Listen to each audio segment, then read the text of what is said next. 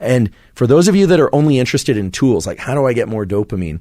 Let me tell you, this part is really important because if you were to take a drug or supplement that increases your level of dopamine, you are influencing both the local release of dopamine, and this relates back to the baseline of dopamine and the big peak above baseline. And that turns out to be important.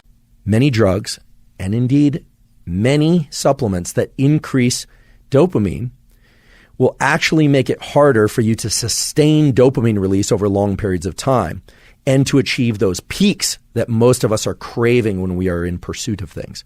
And I'll just allude to why it's important. Because if you get both volumetric release, the dumping out of dopamine everywhere, and you're getting local release, what it means is that the difference between the peak and baseline is likely to be smaller.